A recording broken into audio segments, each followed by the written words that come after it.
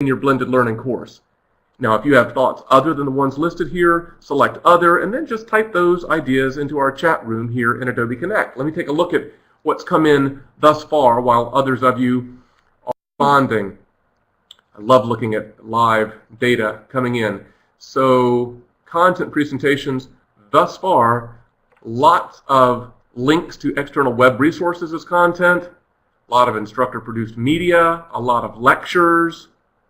Probably we've got a few others. I'll be looking forward to seeing what those are in a moment. Fairly small number, only about a third of us looking at publisher-produced media, an often popular source of content, but far less so in this context than perhaps others. A lot of textbook readings as well. Let's see if I can scroll down. No, so those of you who have other kinds of content presentation, go ahead and put those in the chat room and we'll look at them as they come in. Meanwhile, let's go ahead and look at the second poll. This week's DIY task focused on the preparation of online content materials, and last week's DIY task focused on writing clear assignment instructions, including an articulation of how students will submit work to you for grading. In previous weeks, you've shared some of your plans for a variety of assignment types in your blended learning courses. So let's look at where you are planning to receive student work. Is that face-to-face, online, some kind of a combination? Again, if you have thoughts other than the ones listed, select Other and then just type those ideas into our chat room here in Adobe Connect. So it looks like a combination of face-to-face and online is the overwhelming choice of everybody. So not a few people looking at online only, no one looking at face-to-face only. Very interesting. All kinds of ways you can do this in a blended course, of course. I tend to, and I think a lot of folks do tend to, appreciate the affordances and the accountability of submitting online. So I'd love to hear some of you talk about that combination of face-to-face and online that you're planning to do. So jot some notes in the chat room if you would. All right, so on to the third poll. You may or may not be planning to present online modules to students, but what is your plan for providing consistency for students in how you guide them through their weekly work? As before, if you have thoughts other than the ones listed, please select Other and then just type those ideas into our chat room here in Adobe Connect. It looks like the great majority of you are planning to do online module as an introduction to content and assignments.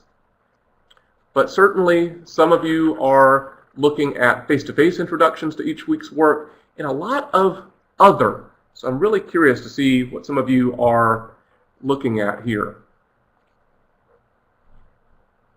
And so our Lake Washington Tech folks, you got folks alternating between face-to-face and online intros. Great.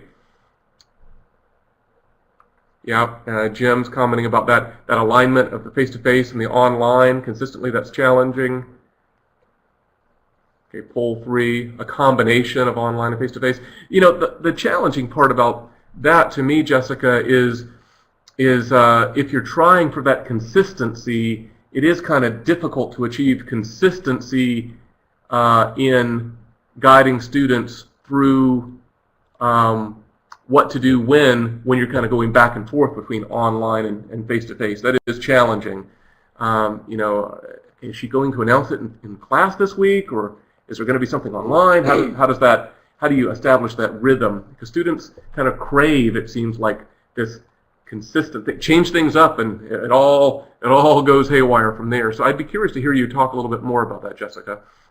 And Carol, face-to-face introduction each week's work with face-to-face recording for online modules. Yeah, sure, makes sense. Face-to-face and online. Claudia as well. Super. We'll continue to have other ideas coming in, and we'll look at those and comment on those as they proceed. Please feel free to interject with one another and ask questions of one another. Now, as we hear from our guest panelists today, please listen for their approaches to presenting content and clarifying assignments in their blended learning courses.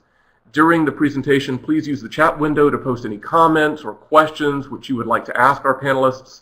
If we have time during the session, we'll get to them. Otherwise, we'll try to get those addressed after today's session, as in past weeks. If you haven't noticed, Linda will hit this again in a few minutes, but we have collected responses to some of the previous weeks after the fact questions, so you can go and look at those responses online.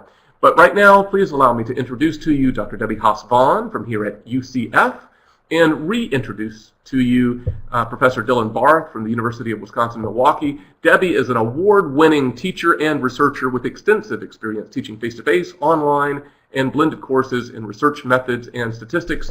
And as you may recall, Dylan teaches in the English department at UWM and is a leader in his institution's faculty development programs for blended learning.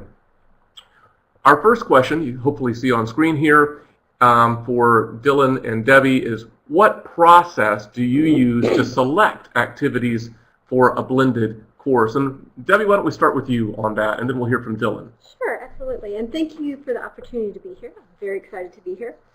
In terms of selecting activities, I guess the first thing I think about is not the format of the class, but the content of the class and the material that I'm trying to relay to the students. And I guess I will start by saying I teach graduate level statistics and research methods. So historically, these are classes that are quite difficult for students anyway. And so I try to introduce activities that will touch on a variety of ways to introduce the material, but also try to reach a variety of learning styles of the students.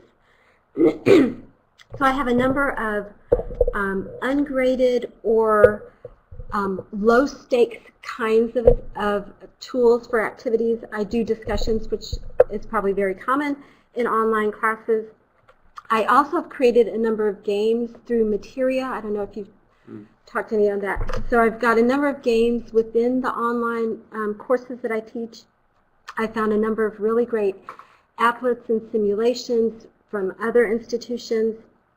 I do some of the traditional tests and projects, but also thinking about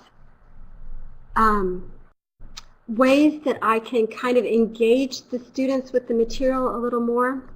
I'll talk later about how I use Captivate to create movies for my classes. The one thing I do in Captivate, that in a face-to-face class I would say, okay, let's turn it over to you. Here's a problem for you to work through. You can work in small groups if you want. Go ahead and work through this. We'll talk about it in a few minutes and go over in class. So in my movies, I try to introduce that same concept. I have what's called your turn activities. So I'll say as I talk, now it's your turn to try this. Here's a problem to work through. You might want to pause the movie at this point, then come back to the discussion after you've had a chance to work through it. So I guess just trying to think of how can I introduce the material in multiple ways and also reach learners that will reach multiple learning styles. And then thinking probably secondary that this is an online or a mixed mode class. So it's definitely, the modality is definitely in the equation in terms of selecting methods of content presentation and learning activity design, but it doesn't lead that decision-making process. Correct. Absolutely. Dylan, what about you? How is the process different for you, perhaps, in a blended learning course than it is in other modalities in selecting activities?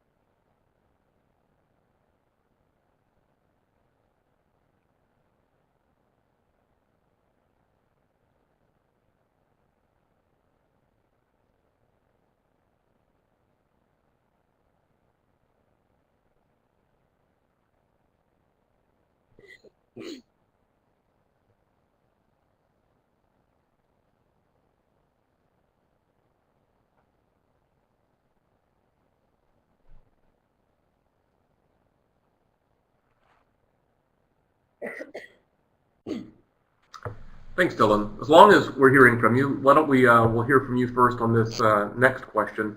Should a blended course mirror the same Well, I would assessment in an just like online to add format? that Should blended to instructors what be Debbie allowed said to add about assignments on the variety. fly? That's I perhaps a heard loaded you question, mention but that a what would couple you say to times, that, Debbie, and I Dylan? think that's really the great advantage of the blended format, is that you're able to leverage the format to whatever kinds of assignments that you need to, and it really provides a lot of flexibility for instructors.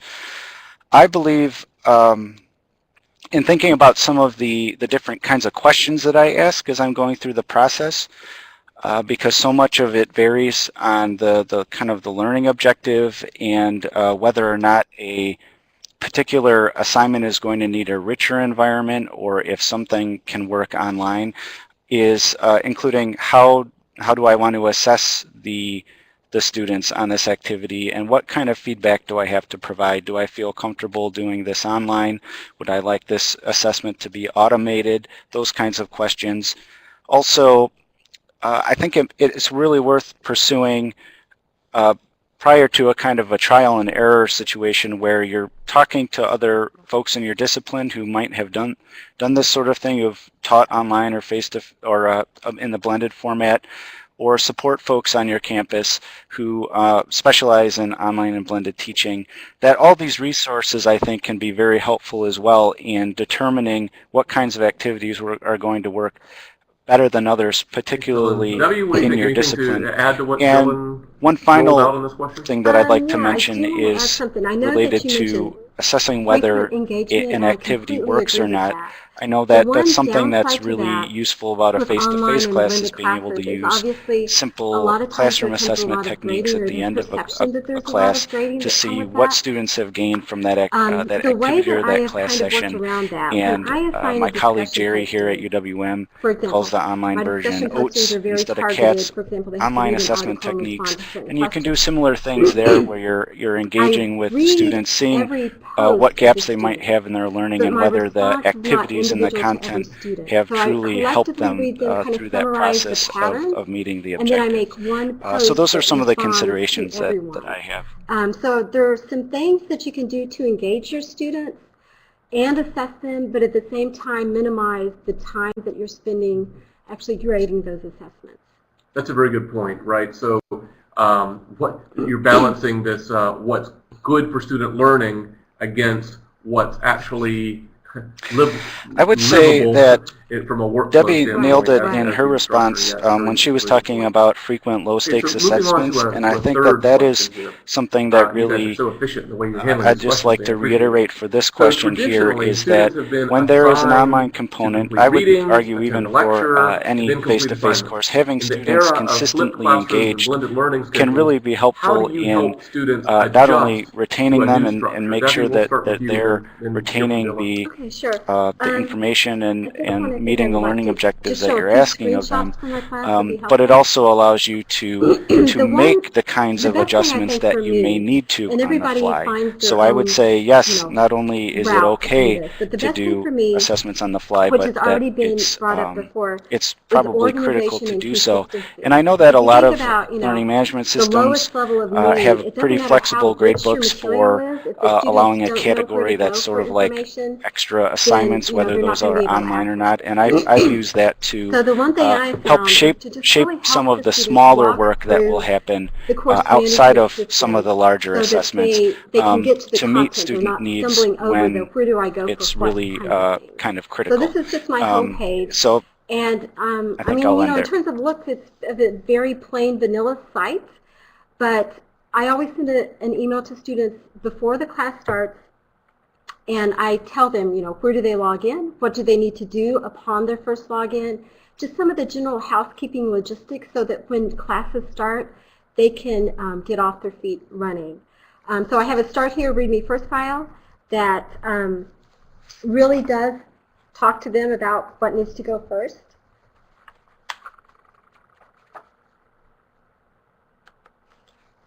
So this is just kind of the first part of the README First file. So I introduce lots of technical support. Where do they need to go if they have problems? I tell them write this down, because if you're having technical problems, there's a possibility you can't get into the class. And then I go into just some housekeeping. Where's the syllabus? You know, what do they need to do with it? General things of, you know, where can they find the weekly homework assignments?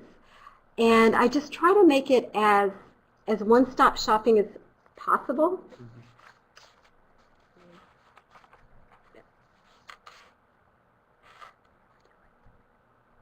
Thank you. So this is an example of how my modules are set up. So for example, every module is organized the same way. So students know when they go in, there's always going to be an introduction page that tells them just a general overview of what they can expect for the week. There are PowerPoint slides that correspond to the movies that I create, and then there's a homework assignment link that tells them for that week what are the homework assignments. So even though the graded assignments are posted within the assignment link in the course management software, they have to read the homework assignment link to know how to actually complete those. So I want them to know the module is self-contained. When you go into it, everything you need for that week is there. I link, if they have a discussion assignment, I link the discussion board within the module so that they can, you know, they can get to the material. They're not needing to know, okay, what's due this week? I'm not sure if it's in the assignments or if it's in the module or where. So I would say probably the most important things in terms of adjusting to this structure is organization and consistency and being super clear. I mean, to the point that, you know, when I assign a discussion posting, I say, you can link to the discussion board in the left navigational menu. There will be a discussion board called Module 2 Discussion Board. So being extra clear, I've never found that a student complained about being extra clear. So, you know, sometimes you might feel it's going a little overboard, but there are some students that need that kind of hand-holding. So. I think that's great, Debbie. And I know plenty of colleagues who, in a blended course, will anchor down to, say, the face-to-face environment, right? And so they'll wait until the first face-to-face class meeting and they'll launch the blended course that way. But I think it's intriguing that you will start with, you treat it more like an online course. You'll send out an email communication and all this explicit written online communication up front, allowing the students to get involved in this blended course before necessarily meeting face-to-face. Right, absolutely. So I think that's great. Dylan, anything that's similar or a totally different approach from you in terms of helping students adjust to the new structure of blended learning?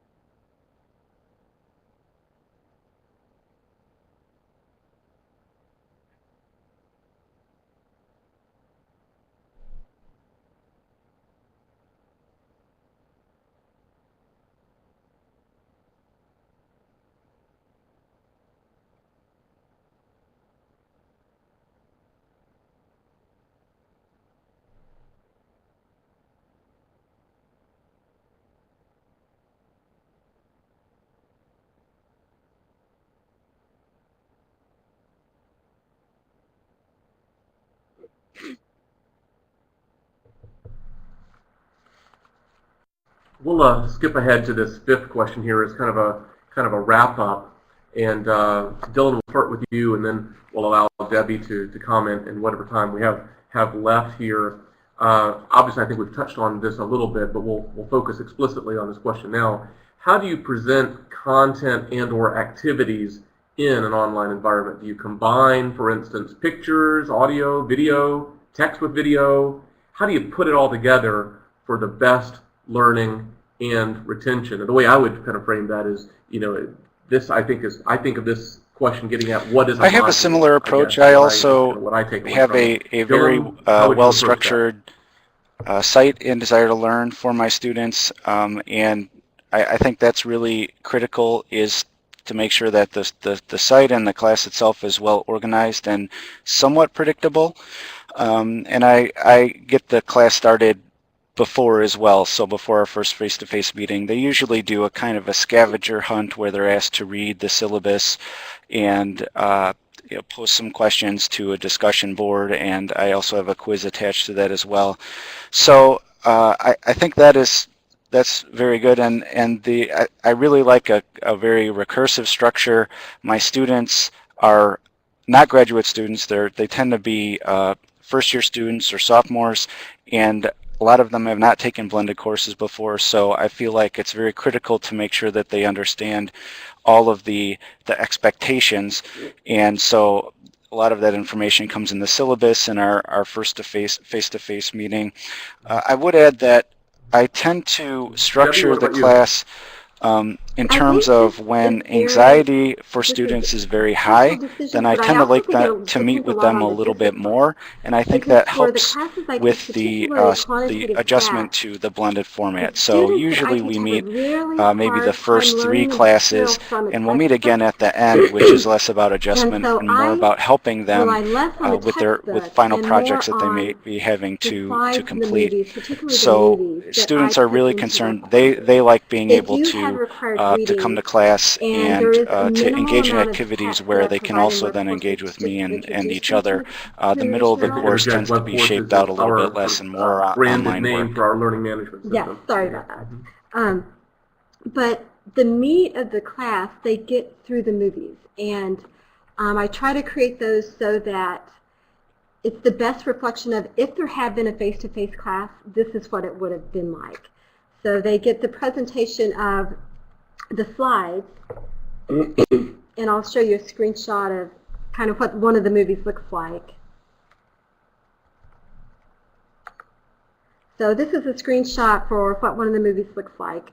And this, if I had been teaching the class face-to-face, this is what the slide would look like.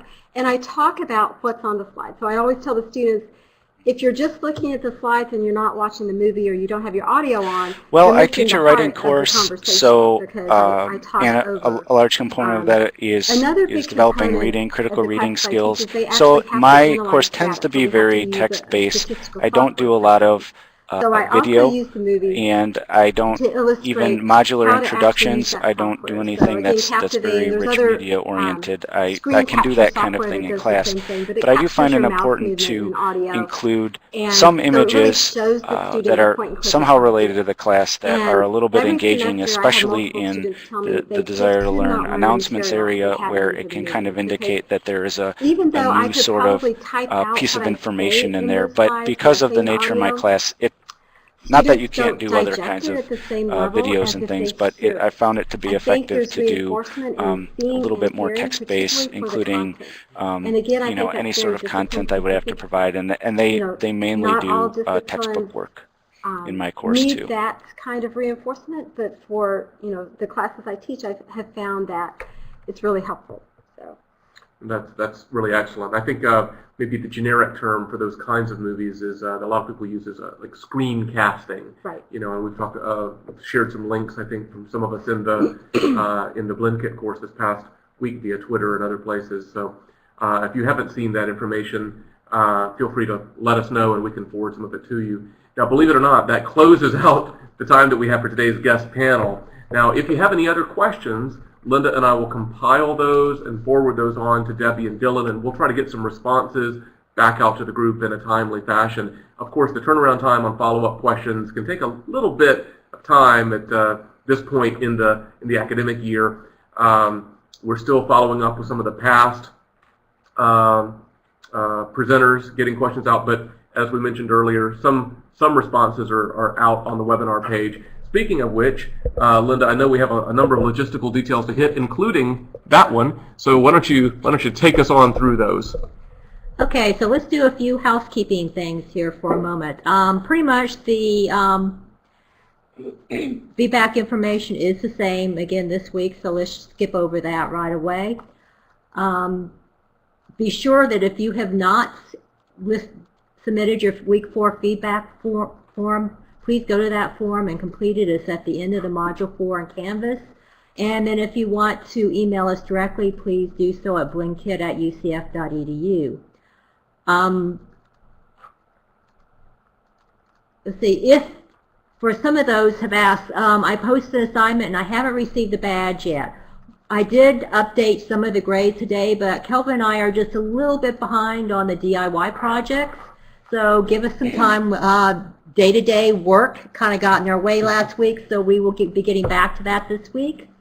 Also, we had some questions from, as Kelvin said, from the prior webinar, and you see a link there on how to get to the recordings, and you'll see links listed there for some answers that came, especially for some prior webinars that we went through. Also, we're having some questions that are coming up about the DIY projects. Some people are having trouble with the integration chart from Week 4. Please use that as a means just to put on paper how you're bringing the sections, your pieces of your course together. How does the face-to-face weave into the blend, and how on the online, and how does it weave back into the face-to-face? How do the different parts connect together? It's just a tool to help you think through those things. Week 5, DIY projects. Let's just get ahead of those right now. You have an implementation checklist. This checklist is going to vary from school to school, course to course. So we've provided you a generic checklist. Please go through it and make modifications for your instance and submit it. For the self-assessment peer review, we want you to identify who is going to do that peer review with you. One hint, you're going to get some good information from your colleague if you've chosen well. So plan to have some extra time in there on when you're going to make those modifications. And so you're going to submit for that one who you're going to use for that peer review. We have some best advice here that Kelvin brought in from one of our Twitter feeds. I feel I was hit over the head. It isn't about blending, it's about integration. Beautiful layers of activities mushed. So take that to heart as you're going through and completing the last part of this. As we go through today, at the end of the day, you're going to be getting an email to get you started on some guidance for Week 5. Don't forget, next Monday is Memorial Day weekend here in the United States. Sorry for those of you in Canada that we didn't take that into account. Or Europe, or United Arab Emirates. Or anybody else that we've hit a holiday and you've been here listening to us. So we are moving the webinar to next Tuesday. Instead, same time, same place. Okay, if you have any questions, we're going to pause here so that you can put those in the chat room. And while everybody else is watching that, I'm going to remind you about the UCF EDUCAUSE Certificate. If you've been doing those DIY tasks, you are a strong candidate for that certificate. So please go look at the last assignment there, or last module in Canvas, and look at what you need to do. You know, Linda, some people have, and we've talked about this, some people have said to me that when they've heard a little bit more about this process and they realize that we really want people to be successful, and that when they submit a portfolio, that if needed, we'll give corrective feedback, and that there's an opportunity for them to resubmit and increase the likelihood of succeeding, they feel a lot more relieved. I've heard some people say, yeah, I don't know that that's for me. I don't know that I'm really ready to pursue a credential. I haven't done this enough. And I'd say that, you know, we're here to help, right? That's right. So it's really up to you. Do you want to do it? That's great. If you don't, then maybe you'll wait till next time and maybe you'll decide you want to do it. But yeah, we are here to help. We're not trying to keep you from getting a certificate. We'll definitely give you feedback so you can make changes. Okay, thinking about next week, remember Tuesday, not Monday. The topic is quality assurance. Our speakers will be Dr. Leslie D'Amato-Kublet from UCF, and then Dr. Tristan Merrill from Finger Lakes Community College in New York. So have a great week. If you have any questions, please feel free to contact us. I'd like to also thank, before we leave here, thanks to both our two guests, Drs. Debbie Hosbon and Dylan Barth. And as always, thank you to John Pizzo, who keeps things going for us. Have a great week, and we will see you next Tuesday. Next Tuesday. See ya.